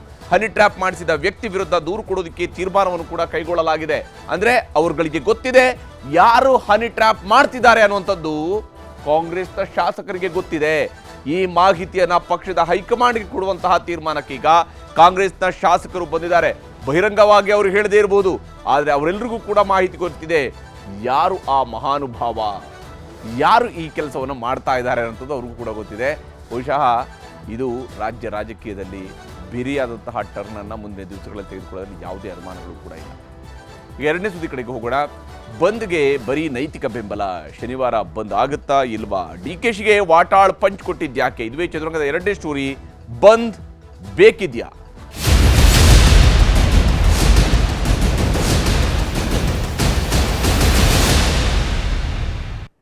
ಕರ್ನಾಟಕ ಬಂದ್ ಮಾಡ್ತೀವಿ ಅಂತೇಳಿ ಹೊರಟಿದ್ದಾರೆ ವಾಟಾಳ್ ನಾಗರಾಜ್ ಅವರ ನೇತೃತ್ವದಲ್ಲಿ ಕನ್ನಡ ಪರ ಸಂಘಟನೆಗಳ ಒಕ್ಕೂಟದವರು ಈ ಬಂದ್ಗೆ ಕರೆಯನ್ನ ಕೊಟ್ಟಿದ್ದಾರೆ. ಮಾರ್ಚ್ 22ರಂದು ಕರ್ನಾಟಕ ಬಂದ್ ಆಗುತ್ತಾ ಇಲ್ವಾ ಅನ್ನುವಂತಹ ಪ್ರಶ್ನೆಯೂ ಕೂಡ ಇದ್ದೇ ಇರುವಂಥದ್ದು, ಕುತೂಹಲವೂ ಕೂಡ ಇದ್ದೇ ಇದೆ. ಯಾಕಂದ್ರೆ ಅನೇಕರು ಪ್ಲಾನ್ ಮಾಡ್ತಾ ಇರ್ತಾರೆ, ಏನಪ್ಪ ಕತೆ, ಬಂದ್ ಆದ್ರೆ ಹಿಂಗೆ ನಾವು ಹೊರಗಡೆ ಬರ್ಬೋದಾ, ಬರೋಕ್ಕಾಗೋದಿಲ್ವಾ, ಬಸ್ಸಲ್ಲಿ ಟ್ರಾವೆಲ್ ಮಾಡ್ಬೋದಾ ಬೇಡವಾ, ದೂರದ ಊರಿಗೆ ಹೋಗ್ಬೇಕಾ ಬೇಡವಾ, ಈ ಯೋಚನೆಯಲ್ಲಿ ಇದ್ದೇ ಇರ್ತಾರೆ. ಆದರೆ ಹಲವರು ನೈತಿಕ ಬೆಂಬಲವನ್ನು ಘೋಷಣೆ ಮಾಡಿದ್ದಾರೆ. ಹೀಗಾಗಿ ಬಂದ್ ಸಫಲ ಆಗುತ್ತಾ ಇಲ್ವಾ? ಬಂದ್ ವಿಚಾರವಾಗಿ ಸರ್ಕಾರ ಮತ್ತು ಹೋರಾಟಗಾರರ ನಡುವೆಯೂ ಕೂಡ ಒಂದಿಷ್ಟು ಮಾತಿನ ಸಂಘರ್ಷ ಶುರುವಾಗಿದೆ. ವಾಟಾಳ್ ನಾಗರಾಜ್ ಅವರು ತಮ್ಮ ಬಂದ್ಗೆ ಬೇಕಾದಂಥ ಕ್ಯಾಂಪೇನ್ ಅನ್ನು ಮಾಡ್ತಾ ಇದ್ದಾರೆ. ಮಂಡ್ಯ, ಮೈಸೂರು ಹೀಗೆ ಬೇರೆ ಬೇರೆ ಕಡೆಗಳಿಗೆ ಹೋಗಿ ಅಲ್ಲೆಲ್ಲ ತಮ್ಮ ಬಂದ್ ಯಶಸ್ವಿ ಆಗಬೇಕು ಅನ್ನೋದಕ್ಕೆ ಬೇಕಾದಂಥ ಪ್ರಯತ್ನವನ್ನು ಮಾಡ್ತಾ ಇದ್ದಾರೆ. ಬೇರೆ ಬೇರೆ ವ್ಯಕ್ತಿಗಳನ್ನು ಸಂಪರ್ಕಿಸಿದ್ದಾರೆ. ಬಸ್ ಡ್ರೈವರ್ಗಳನ್ನ, ಕಂಡಕ್ಟರ್ಗಳನ್ನೆಲ್ಲ ಮಾತನಾಡಿಸ್ತಾ ಇದ್ದಾರೆ. ಹಾಗೆಯೇ ಬಂದ್ಗೆ ಬೇಕಾದಂಥ ಪ್ರಿಪ್ರೇಷನ್ಸ್ ಅನ್ನ ವಾಟಾಳ್ ನಾಗರಾಜ್ ಅವರು ಮಾಡ್ತಾ ಇದ್ದಾರೆ. ಆದರೆ ಈ ಬಂದ್ ನಿಜಕ್ಕೂ ಕೂಡ ಬೇಕಾ? ಯಾಕೆ ಬೇಕು? ಮಾರ್ಚ್ 22 ಕರ್ನಾಟಕ ಬಂದ್ಗೆಲ್ಲ ಸಂಪೂರ್ಣವಾದಂಥ ಸಹಕಾರ ಈ ಬಂದ್ಗೆ ಇನ್ನೂ ಕೂಡ ಸಿಕ್ಕಿಲ್ಲ. ಕರ್ನಾಟಕ ಬಂದ್ ವಿಚಾರವಾಗಿ ವಿಧಾನ ಪರಿಷತ್ನಲ್ಲೂ ಕೂಡ ಇವತ್ತು ಚರ್ಚೆಯಾಗಿದೆ. ಈ ಸಂದರ್ಭದಲ್ಲಿ ಬಂದ್ ಅನಾನುಕೂಲಗಳ ಬಗ್ಗೆ ದನಿ ಎತ್ತಿದ್ದಾರೆ ಪ್ರತಿಪಕ್ಷ ನಾಯಕ ಛಲವಾದಿ ನಾರಾಯಣಸ್ವಾಮಿ ಅವರು ದನಿ ಎತ್ತಿದ್ದಾರೆ. ಇಂತಹ ಬಂದ್ ಬೇಕಾ ಅಂತೇಳಿ ಅವರು ಕೇಳಿದ್ದಾರೆ. ಮಕ್ಕಳ ಪರೀಕ್ಷೆ ಸಂದರ್ಭದಲ್ಲಿ ಬಂದ್ ಬೇಕಾ? ಬಂದ್ ಬಗ್ಗೆ ಸರ್ಕಾರ ಏನು ಮಾಡ್ತಿದೆ ಅನ್ನುವಂತಹ ಪ್ರಶ್ನೆಯನ್ನು ಕೂಡ ಕೇಳಿದ್ದಾರೆ. ಯಾಕಂದರೆ ವಿದ್ಯಾರ್ಥಿಗಳು SSLC ಎಕ್ಸಾಮ್ಗೆ ಪ್ರಿಪೇರ್ ಆಗ್ತಾ ಇರುವ ಸಂದರ್ಭದಲ್ಲಿ ಇಂತಹ ಬಂದ್ನ ಮೂಲಕವಾಗಿ ಏನನ್ನು ಸಾಧಿಸೋದಕ್ಕೆ ಹೊರಟಿದ್ದಾರೆ ಈ ವಾಟಾಳ್ ನಾಗರಾಜ್ ಮತ್ತು ತಂಡದವರು ಅನ್ನುವಂಥ ಪ್ರಶ್ನೆಯೂ ಕೂಡ ಇದ್ದೇ ಇದೆ. ಬಂದ್ಗೆ ಸರ್ಕಾರದ ಬೆಂಬಲ ಇಲ್ಲ ಅಂತೇಳಿ DCM DK ಶಿವಕುಮಾರ್ ಅವರು ಕೂಡ ಹೇಳಿದ್ದಾರೆ. ಹೀಗಾಗಿ ಸರ್ಕಾರ ಇದನ್ನ ಬೆಂಬಲಿಸೋದಿಲ್ಲ. ಸದ್ಯಕ್ಕೆ ಬಂದ್ ಅವಶ್ಯಕತೆ ಇಲ್ಲ, ನಮ್ಮ ಜೊತೆಗೆ ಮಾತನಾಡಿಲ್ಲ ಅಂತೇಳಿ ಕೂಡ DCM DK ಶಿವಕುಮಾರ್ ಅವರು ಹೇಳಿದ್ದಾರೆ. ಇವರು ಯಾವ ಕಾರಣಕ್ಕಾಗಿ ಬಂದ್ ಕರೆ ಕೊಟ್ಟಿದ್ದಾರೆ ಅನ್ನೋದ್ರ ಬಗ್ಗೆ ಕೂಡ ನಮ್ಮ ಜೊತೆಗೆ ಮಾತನಾಡಿಲ್ಲ ಅಂತ ಹೇಳಿದ್ದಾರೆ. ಕರ್ನಾಟಕ ಬಂದ್ಗೆ ನಮ್ಮ ಉತ್ತೇಜನ ಇಲ್ಲ ಅಂತೇಳಿ ಉಪಮುಖ್ಯಮಂತ್ರಿಯವರು ಸ್ಪಷ್ಟವಾಗಿ ಹೇಳಿದ್ದಾರೆ. ಸರ್ಕಾರದ ನಿರ್ಧಾರಕ್ಕೆ ಕನ್ನಡ ಪರ ಸಂಘಟನೆಗಳ ನಾಯಕರುಗಳು, ವಿಶೇಷವಾಗಿ ವಾಟಾಳ್ ನಾಗರಾಜ್ ಅವರು, ಸಾರಾ ಗೋವಿಂದ್ ಅವರು ಆಕ್ರೋಶವನ್ನ ಹೊರಹಾಕಿದ್ದಾರೆ. ಸದನದಲ್ಲಿ ಏನೆಲ್ಲ ಚರ್ಚೆ ಆಗಿದೆ ಮತ್ತು ಅದಕ್ಕೆ ಹೇಗೆ ಕನ್ನಡ ಪರ ಸಂಘಟನೆಗಳು ವಿರೋಧ ವ್ಯಕ್ತಪಡಿಸಿದ್ದಾರೆ ಅನ್ನೋದು ನಿಮಗೆ ತೋರಿಸ್ತೀನಿ. ಕನ್ನಡ ಸಂಘಟನೆಗಳು 22ನೇ ತಾರೀಕು ಕರ್ನಾಟಕ ಬಂದ್ ಘೋಷಣೆ ಮಾಡಿದ್ದಾರೆ. ಅದೇ ದಿವಸ ಲಕ್ಷಾಂತರ SSLC ಪರೀಕ್ಷೆ ಬರೆಯತಕ್ಕಂಥ ವಿದ್ಯಾರ್ಥಿಗಳು ಪರೀಕ್ಷೆ ಬರೆಯಲಿಕ್ಕೆ ಸಿದ್ಧರಾಗಿದ್ದಾರೆ. ಇಂಥ ಸಂದರ್ಭದಲ್ಲಿ ಈಗ ಅವರು ಆತಂಕದಲ್ಲಿದ್ದಾರೆ. ವಿದ್ಯಾರ್ಥಿಗಳು ಈ ರೀತಿ ಏನಾದರೂ ಬಂದ್ ಆಚರಣೆ ಆಗಿದ್ದೇ ಆದರೆ ಅವರಿಗೆ ತೊಂದರೆ ಆಗತ್ತೆ. ಅದಕ್ಕೆ ಸರ್ಕಾರದ ಕ್ರಮ ಏನು? ಅದನ್ನು ನೀವು ಅಲೋವ್ ಮಾಡ್ತೀರಾ ಅಥವಾ ಅದನ್ನೇನಾದರೂ ಮಾಡದೇ ಇರುವ ಹಾಗೆ ತಡೀತೀರಾ? ಈ ವಿದ್ಯಾರ್ಥಿಗಳ ಆತಂಕವನ್ನ ತಾವು ಹೇಗೆ ಪರಿಹರಿಸ್ತೀರಿ ಅಂತಕ್ಕಂಥದ್ದನ್ನ ಸರ್ಕಾರ ಉತ್ತರ ಕೊಡ್ಬೇಕಂತೇಳಿ. ಇದು ಬಹಳ ಸದ್ಯಕ್ಕೆ ಅವಶ್ಯಕತೆ ಇರಲಿಲ್ಲ. ಸರ್ಕಾರದ ಹತ್ರ ಮಾತಾಡಬೇಕಾಯ್ತು, ಬಂದ್ ಏನು ಕರೆದಿದ್ದಾರೆ ಅಂತ. ಮಕ್ಕಳಿಗೆಲ್ಲ ಬಹಳ ಅನುಕೂಲ ಆಗ್ತದೆ. ನಾನು ಕೂಡ 22ನೇ ತಾರೀಕು ಬೆಳಗ್ಗೆ ಈ ವರ್ಲ್ಡ್ಸ್ ವಾಟರ್ ಡೇ ಅವತ್ತು ನಾನು ಪೂಜೆ ಮಾಡಿಸಿ ಒಂದು 1 ವೀಕ್ ಅಭಿಯಾನ ಮಾಡಬೇಕು ಅಂತ ನಾನು ನನ್ನ ಇಲಾಖೆಯಿಂದನೂ ಇರಿಗೇಷನ್ ಇಲಾಖೆ, ನಾನು ಇವರು BWS ಸೇರಿ ವಾಟರ್ ಸೇವಿಂಗ್ಗೆ ಮಾಡಕೊಡ್ತೀವಿ. ಅವರು ಹೊರಟಿದ್ದಾರೆ. ನಾವು ವಿ ಡೋಂಟ್ ವಾಂಟ್ ಎನ್ಕರೇಜ್ ಈ ಬಂದ್ಗಿಂದೆಲ್ಲ ಕೋರ್ಟ್ಗಳಲ್ಲೂ ಕೂಡ ಎನ್ಕರೇಜ್ ಮಾಡೋದಿಲ್ಲ. ಪೊಲಿಟಿಕಲಿ ಆಗಲಿ ಯಾರೇ ಆಗಲಿ ಮಾಡೋಕ್ಕೆ ಸಂದರ್ಭ ಇಲ್ಲ. ನಾವು ಅವ್ರಿಗೆ ತಿಳುವಳಿಕೆ ಕೊಡ್ತೀವಿ, ಅದು ಸರಿ ಇಲ್ಲ ಅಂತ ತಿಳುವಳಿಕೆ ಕೊಡ್ತೀವಿ. ಯಾಕೆಂದರೆ ಈ ಮಕ್ಕಳಿಗೆಲ್ಲ ಎಜುಕೇಷನ್ ನಾಳೆ ಶುರು ಆಗ್ಬಿಟ್ಟಿದೆ. ಎಕ್ಸಾಮ್ಸ್ ಎಲ್ಲ ನೀವು ಹೇಳಿದ್ದೆಲ್ಲ ಕರೆಕ್ಟ್. ನೀವು ನಾನು ಮತ್ತೆ ಒಂದು ಸ್ಟೇಟ್ಮೆಂಟು ಸಾಯಂಕಾಲ ಹೋಗಲ್ಲ ಇದ್ರ ಬಗ್ಗೆ ನಮ್ಮ ಆಫೀಸರ್ಸ್ ಹತ್ರ ಮಾತಾಡ್ಬಿಟ್ಟು, ಯಾಕೆ ನನಗೆ ಕೆಲವ್ರ ಹತ್ರ ಮಾತಾಡೋಕೆ ಹೇಳಿದ್ರು. ಅವರು they can't anyone take the law into their hands. ಭಾಳ ಸಮಸ್ಯೆ ಆಗ್ತದೆ. ಸೊ ಅದಕ್ಕೆ ಮತ್ತೊಂದು ಸ್ಟೇಟ್ಮೆಂಟ್ ನಾನು ಮಾಡ್ತೀನಿ. ಈ ರಾಜ್ಯದ ಉಪಮುಖ್ಯಮಂತ್ರಿಗಳು DK ಶಿವಕುಮಾರ್ ಅವರು ಬಂದ್ಗೆ ಅವಕಾಶ ಕೊಡೋದಿಲ್ಲ ಅಂತ ಹೇಳಿದ್ದಾರೆ. ಮೇಕೆದಾಟು ಬಗ್ಗೆ ಪಾದಯಾತ್ರೆ ಮಾಡಿದ್ರಲ್ಲ, ಯಾಕೆ ಮಾಡಿದ್ರಿ? ಯಾರನ್ನ ಕೇಳ್ಕೊಂಡು ಮಾಡಿದ್ರಿ? ಯಾರಿಗಾಗಿ ಮಾಡಿದ್ರಿ? ನಾವು ನಿಮ್ ಮೇಲೆ ಬಹಳ ಗೌರವ ಇಟ್ಕೊಂಡಿದೀವಿ. ಸುಮ್ನೆ ನೀವಾಗಿದ್ ನೀವು ಬಂದ್ ಮಾಡೋರ್ ಮೇಲೆ ಒಂದ್ ರೀತಿ ಮಾತಾಡ್ತಕ್ಕಂಥದ್ದು ಖಂಡಿತ ಅಲ್ಲ. ಶಿವಕುಮಾರ್ ಅವರೇ, ನೀವು ಏನೇ ಮಾತಾಡಿದ್ರು ಬಂದ್ ಮಾಡ್ತೀವಿ. ನಿಮ್ಮನ್ನ ನಾವು ಬೆಂಬಲ ಕೇಳಿಲ್ಲ. ನಾವು ಕನ್ನಡ ಪರ ಸಂಘಟನೆಗಳನ್ನ, ವಾಣಿಜ್ಯೋದ್ಯಮಿಗಳನ್ನ ಬೆಂಬಲ ಕೇಳಿದ್ದೀವಿ. ನಮಗೆ ಕೇಂದ್ರ ಸರ್ಕಾರದ ವಿರುದ್ಧವಾಗಿ ಇವತ್ತು ಮಹದಾಯಿ ಮತ್ತು ಮೇಕೆದಾಟು ಯೋಜನೆ ಆಗಬೇಕು, ಹಿಂದಿ ಹೇರಿಕೆ ನಿಲ್ಲಬೇಕು, ಇಲ್ಲಿಯ ಬೆಳಗಾಂನಲ್ಲಿ MES ಸಂಘಟನೆಯನ್ನು ನಿಷೇಧ ಮಾಡಬೇಕು ಅಂತ ಹೇಳಿ ನಾವು ಹೋರಾಟವನ್ನು ಮಾಡ್ತಾ ಇದ್ದೀವಿ. ಹಾಗಾಗಿ ನಮ್ಮ ಈ ಒಂದು ಹೋರಾಟಕ್ಕೆ ಕರ್ನಾಟಕದ ಕನ್ನಡಿಗರು ಬೆಂಬಲ ಕೊಡಬೇಕು. ಸಾಕು, ಅವ್ರ ಬೆಂಬಲ ಇದ್ದರೆ ನಾವು ಏನು ಬೇಕಾದ್ರೂ ಸಾಧನೆ ಮಾಡ್ತೀವಿ. ನಾವು ಯಾರನ್ನು ಕೇಳಿಲ್ಲ. ಆದರೆ ಈ ರೀತಿಯಾದಂತಹ ಬಂದ್ಗೆ ಕರೆ ಕೊಟ್ಟಿರುವಂಥವರು ತಮ್ಮ ಸಮರ್ಥನೆಗಳನ್ನು ಕೊಡ್ತಾ ಇದ್ರು ಕೂಡ ಪ್ರಶ್ನೆ ಇರುವಂಥದ್ದು ಈ ಬಂದ್ರಿಂದ ನ್ಯಾಯ ಸಿಗುತ್ತಾ ಅಂತೇಳಿ. ಯಾಕಂದರೆ ಕರ್ನಾಟಕ ಬಂದ್ ಮಾಡೋದ್ರಿಂದ ನ್ಯಾಯ ಸಿಗೋದಕ್ಕೆ ಸಾಧ್ಯ ಇದೆಯಾ? ಇಡೀ ರಾಜ್ಯವನ್ನು ಬಂದ್ ಮಾಡೋದ್ರಿಂದ ಏನನ್ನು ಸಾಧಿಸೋದಕ್ಕೆ ಹೊರಟಿದ್ದಾರೆ ಇವರು ಅಂತ ತಿಳ್ಕೊಂಡು. ಯಾಕಂದರೆ ಬೆಳಗಾವಿಯಲ್ಲಿ ಬಸ್ ಕಂಡಕ್ಟರ್ ಮೇಲಿನ ಹಲ್ಲೆ ಪ್ರಕರಣ ಮುಂದಿಟ್ಟುಕೊಂಡು ಪ್ರಮುಖವಾದಂತಹ ಬಂದ್ ಘೋಷಣೆ ಆಗಿರುವಂಥದ್ದು. ಇದರ ಜೊತೆಗೇ ಮಹದಾಯಿ, ಮೇಕೆದಾಟು ಎಲ್ಲ ವಿಚಾರಗಳನ್ನು ಪ್ರಸ್ತಾಪ ಮಾಡಿದ್ದಾರೆ, ಇಲ್ಲ ಅಂತೇಳಿ ಅಲ್ಲ. ಆದರೆ ಮಹದಾಯಿ, ಮೇಕೆದಾಟು ಈ ಎಲ್ಲ ಯೋಜನೆಗಳಿಗೆ ಬೇಕಾಗಿ ಈಗ ಸಡನ್ ಆಗಿ ಬಂದ್ಗೆ ಕರೆ ಕೊಡಬೇಕಾದ್ರೆ ಅವಶ್ಯಕತೆ ಏನಿದೆ, ಯಾವ ಕಾರಣಕ್ಕಾಗಿ ಕೊಡ್ತಾ ಇರುವಂಥದ್ದು? MES ಶಿವಸೇನೆ ಬ್ಯಾನ್ ಮಾಡುವಂತೆ ಒತ್ತಾಯಿಸಿ ಬಂದ್ಗೆ ಕರೆ ಕೊಟ್ಟಿದ್ದಾರೆ. ಆ ಎರಡು ಸಂಘಟನೆಗಳನ್ನು ಬ್ಯಾನ್ ಮಾಡಬೇಕು ಅಂತ. ಒಂದು ಎಲೆಕ್ಷನ್ ಕಮಿಷನ್ ರಿಜಿಸ್ಟರ್ ಆಗಿರುವಂತಹ ಪಕ್ಷಗಳನ್ನು ಸುಲಭವಾಗಿ ಬ್ಯಾನ್ ಮಾಡೋದಕ್ಕೆ ಆಗುತ್ತಾ ಅನ್ನುವಂಥ ಕಾನೂನಿನ ಪ್ರಶ್ನೆಯೂ ಕೂಡ ಇದ್ದೇ ಇದೆ. ಕರ್ನಾಟಕ ಬಂದ್ ಮಾಡಿದರೆ MES ಮತ್ತು ಶಿವಸೇನೆಯನ್ನು ಬಂದ್ ಮಾಡ್ತಾರಾ? ಕರ್ನಾಟಕ ಸರ್ಕಾರ ಬ್ಯಾನ್ ಮಾಡುತ್ತಾ ಅಥವಾ ಕೇಂದ್ರ ಸರ್ಕಾರ ಬ್ಯಾನ್ ಮಾಡಬೇಕಾಗುತ್ತೆ? ಯಾರು ಬಂದ್ ಮಾಡೋದು ಅದನ್ನು? ಯಾರು ಬ್ಯಾನ್ ಮಾಡೋದು ಅದನ್ನು? ಬಂದ್ರಲ್ಲಿ ಬೇಡಿಕೆಗಳ ಪಟ್ಟಿ ಹೆಚ್ಚಿಸ್ತಾ ಹೋಗಿರುವಂತಹ ವಾಟಾಳ್ ಮತ್ತು ತಂಡ ಒಂದಾದ ಮೇಲೆ ಒಂದು ಬೇಡಿಕೆಗಳನ್ನು ಇಡ್ತಾ ಹೋಗಿದರೆ ಹಿಂದಿ ಹೇರಿಕೆಯನ್ನು ತಡಿಬೇಕು ಅಥವಾ ಏನು ಉಳಿದ ವಿಚಾರಗಳು ಮಹದಾಯಿ, ಮೇಕೆದಾಟು ಜಾರಿ ಆಗಬೇಕು, ಅದಕ್ಕೆ ಒಪ್ಪಿಗೆ ಕೊಡಬೇಕು, ಇವೆಲ್ಲವನ್ನು ಕೂಡ ಸೇರಿಸಿದ್ದಾರೆ. ಆದರೆ ಕರ್ನಾಟಕ ಬಂದ್ ಮಾಡೋದ್ರಿಂದ ಸಾಮಾನ್ಯ ಜನರಿಗೆ ತೊಂದರೆ ಆಗೋದಿಲ್ವಾ? ಯಾವ ಕಾರಣಕ್ಕಾಗಿ ಸುಪ್ರೀಂ ಕೋರ್ಟ್ ಕೂಡ ಹೇಳಿದೆ ಬಂದ್ಗಳನ್ನು ಮಾಡೋದಕ್ಕೆ ಅವಕಾಶ ಕೊಡಬಾರ್ದು ಅನ್ನೋಂಥದ್ದು? ಯಾವ ಕಾರಣಕ್ಕಾಗಿ ಹೇಳಿದೆ ಕೋರ್ಟ್ಗಳು? ನ್ಯಾಯಾಲಯಗಳು ಹೇಳಿದ್ರ ಉದ್ದೇಶ ಏನಂತ ಹೇಳಿದರೆ ಜನಸಾಮಾನ್ಯರಿಗೆ ತೊಂದರೆ ಆಗುತ್ತೆ ಅಂತೇಳಿ ಪ್ರತಿಭಟನೆ ನಡೆಸಿ ನ್ಯಾಯ ಕೇಳಿದರೆ ಸಾಕಾಗೋದಿಲ್ವಾ? ಈಗ ಯಾವುದೇ ಹೋರಾಟವನ್ನು ಮಾಡೋದಕ್ಕೆ ಪ್ರಜಾಸತ್ತಾತ್ಮಕವಾಗಿ ಭಾಳ ಅವಕಾಶಗಳಿದೆ ಮತ್ತು ಅತ್ಯಂತ ವಿನೂತನ ಹೋರಾಟಗಳನ್ನು ಮಾಡೋದರಲ್ಲಿ ಬಹಳ ದೊಡ್ಡದಾದಂತಹ ಖ್ಯಾತಿ ಇರುವಂಥವ್ರು ವಾಟಾಳ್ ನಾಗರಾಜರು. ಬಹಳ ಹೊಸ ಹೊಸ ರೀತಿಯಲ್ಲಿ ಅವರು ಪ್ರತಿಭಟನೆಯನ್ನು ಮಾಡಬಲ್ಲರು. ಹೀಗಿರುವಾಗ ಆ ರೀತಿಯಿಂದ ಪ್ರತಿಭಟನೆ ನಡೆಸಿ ನ್ಯಾಯ ಕೇಳಿದರೆ ಸಾಕಾಗೋದಿಲ್ವಾ? ಬಂದ್ ಒಂದೇ ಪರಿಹಾರನ? ಈ ಪ್ರಶ್ನೆಯನ್ನು ಕೂಡ ಸಾರ್ವಜನಿಕವಾಗಿ ನಾವು ಕೇಳಲೇಬೇಕಾಗಿದೆ, ಜವಾಬ್ದಾರಿಯಿಂದ ನಾವು ಕೇಳಲೇಬೇಕಾಗಿರುವಂಥದ್ದು. ಇಲ್ಲೇ ಹೋದರೆ ಬಂದ್ ಅನ್ನುವಂಥದ್ದು ಯಾರದೋ ಪ್ರತಿಷ್ಠೆಗೆ ವಿಚಾರ ಆಗಬಾರ್ದು. ಬಂದ್ ನಿಜಕ್ಕೂ ಬೇಕಾ ಅನ್ನುವಂತಹ ಪ್ರಶ್ನೆಯೂ ಕೂಡ ಇದ್ದೇ ಇರುವಂಥದ್ದು. ಇದಾಗಿತ್ತು ಇವತ್ತಿನ ಚದುರಂಗ. ನಮಸ್ಕಾರ.